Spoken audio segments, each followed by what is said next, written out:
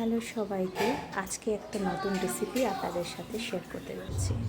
এই রেসিপিটি আমি গতকাল রান্না করেছিলাম সাদা মাশরুমের সাথে কালো মাশরুম। আমি সবগুলো ময়লা বেছে বেছে ফেলে দিলাম। এই যে দেখতে পাচ্ছেন, এটা হচ্ছে জঙ্গল থেকে নিয়ে আনা মাশরুম। আমি এখানে দুই ধরনের মাশরুম রান্না করব একসাথে। চলো তাহলে কথা না বাড়িয়ে আমরা চুলায় প্যান বসিয়ে দিই। এই যে তেল দিলাম, দিয়ে দিব পেঁয়াজ কুচি দেওয়ার পরে দিয়ে দিব রসুন। এখানে অনেক কিছু দেওয়ার কিছু নাই, এখানে শুধু পেঁয়াজ রসুন আর হচ্ছে চিংড়ি শুটকি দিয়েছি, আর হচ্ছে গোলমরিচ দিয়েছি, আর কাঁচামরিচ ভালো করে দিয়েছি। এতটুকুই মধ্যে হচ্ছে তরকারিটা রেডি হয়ে যায়। যাই হোক, আমি ভালোভাবে নেড়ে চেড়ে সব কিছু দিয়ে দিলাম। এখানে আবার চিংড়ি শুটকি দিলাম, দেখে দেখে বড় বড় সাইজ থেকে আমি চিংড়ি শুটকি দিয়েছি। একটু হালকা ভেজে নিব। হালকা ভেজে নেওয়ার পরে আমি দিয়ে দেব পানি। ও হ্যাঁ, পানি দেওয়ার আগে লবণ একটু দিয়ে দিই। লবণ ছাড়াটা আর তরকারি হবে না, যার কারণে লবণ একটু দিয়ে নেড়ে চেড়ে নিব।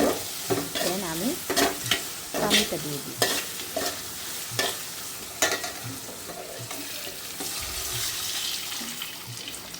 পানিটা একটু পরিমাণ বেশি দিবেন, কারণ রাইস নুডলস যখন আপনি দিবেন, এই রাইস নুডলসটা কিন্তু টেনে নেবে ঝোলটাকে। এই যে দিয়ে দিলাম, আর এখানে হালকা পরিমাণে গোলমরিচ দিব। গোলমরিচ দিলে একটা অন্যরকম ফ্লেভার স্বাদ থাকে। এই যে দিয়ে দিলাম কাঁচামরিচটা দেওয়ার পরে ভালোভাবে ফুটিয়ে দিলাম। ফুটিয়ে নিয়ে আমি একটু চেক করছিলাম তরকারিটা দেওয়ার উপযোগী হয়েছে কিনা। ঝোলটা ভালোভাবে ঘন না হলে আর ভালো লাগবে না, এটার জন্য দেখলাম। এখন মাশরুমটা দেখেন কি ফ্রেশ, একদম তাজা দিয়ে দিলাম। এই রান্না করতেও আমার যেমনটা ভালো লেগেছে, খেতেও ঠিক তেমনটাই ভালো লাগছে। ভিডিওটা ধারণ করলাম কারণ আপনাদের সাথে আমি সবসময় রান্নাবান্না শেয়ার করি, তাই।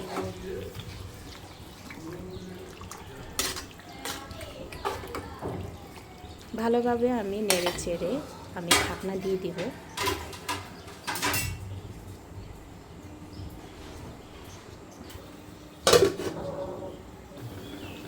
ঢাকনা দিয়ে কিছুক্ষণ রেখে আমি একটু চেক করব ঝোলটা ঠিক মতন হচ্ছে কি। আবার শুকিয়ে গেলে ভালো লাগবে না, যেহেতু আমি স্যুপ বানাচ্ছি, তাই পানির পরিমাণটা একটু, ঝোলের পরিমাণটা একটু বেশি রাখতে হবে। এই রান্নাটা তেমন বেশি সময় লাগে না, 5 থেকে 8 মিনিটের মধ্যেই রান্নাটা হয়ে যায়।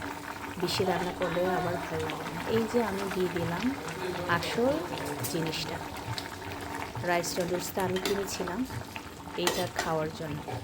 আমার বাসায় সবসময় থাকে না, বিশেষ সময়ে যেটা রান্না করবে তখনই আমার কেনা হয়।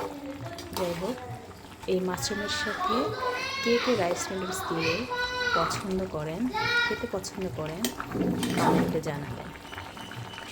আর আমরা এই ধরনের রান্না খেতে খুবই ভালোবাসি, এটাই তো।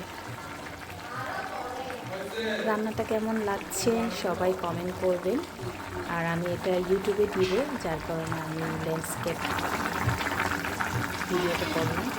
দেখুন কি সুন্দরভাবে ফুটছে। আর মাশরুম, আমার কালো মাশরুমটা যেভাবেই রান্না করে, এটাকে আবার অনেক ধরনের রান্না করে খাওয়া যায়।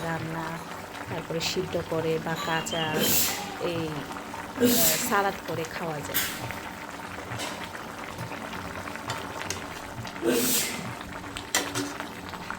আমার রাইস নুডলসটা হয়ে যাচ্ছিল, আমি বারবার চেক করছিলাম, দেখে ভালো লাগছে। আমি আবার একটা ক্লোজ করে নিলাম ক্যামেরা দিয়ে। দেখুন কি সুন্দরভাবে মাশরুম সেদ্ধ হয়ে যাচ্ছে।